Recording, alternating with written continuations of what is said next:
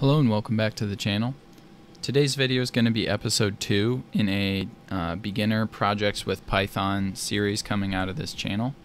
And today we're going to create a state capital checker. So we're going to create a lookup function that you type in a state and they'll the Python code we write will spit out the capital of that state. So let's go ahead and get started. And the first thing you need to do when you have lookup functions, if you're not looking something up from an external source like the internet or some kind of plugin, you have to create your dictionary of data. So for us, we're going to have a dictionary that we call states and capitals.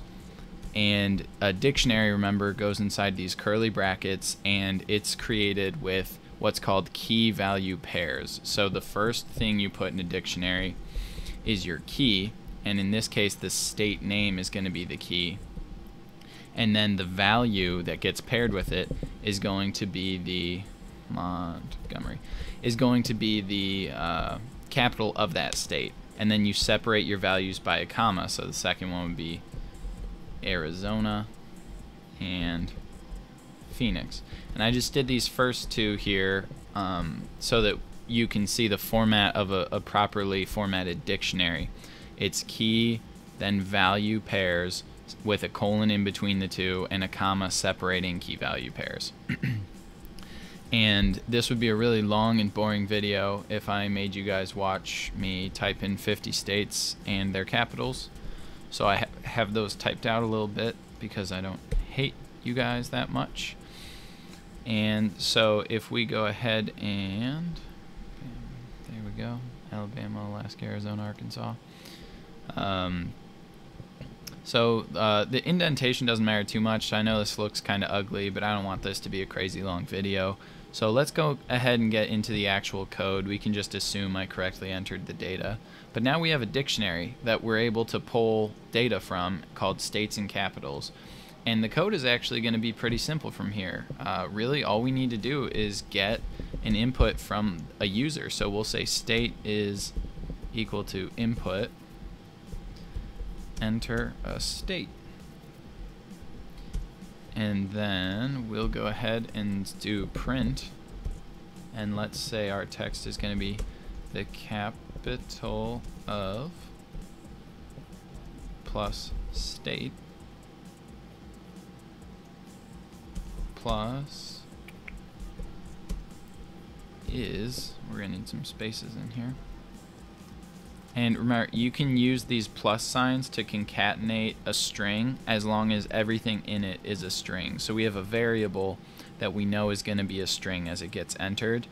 Then over here we have a string using single quotation marks, and over here we have a string using double quotation marks. This is all valid to just add together with the concatenate because we're still just adding strings together. So then the last piece to this is going to be plus, and now here's where we need to format. So we'll do string, and then we'll use the states and capitals dictionary that we created, and we'll use a built-in Python function for dictionaries called .get.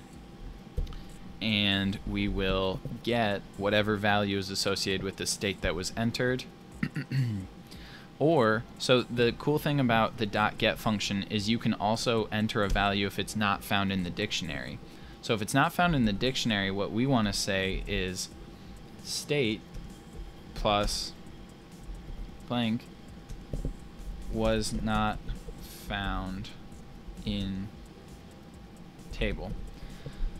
So that's really all we need to do for this lookup function, and I'll go ahead and just run it a few times and we can see it's really pretty cool.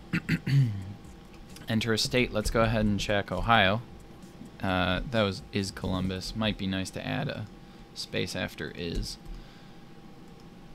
Let's go ahead and do New York, I guess.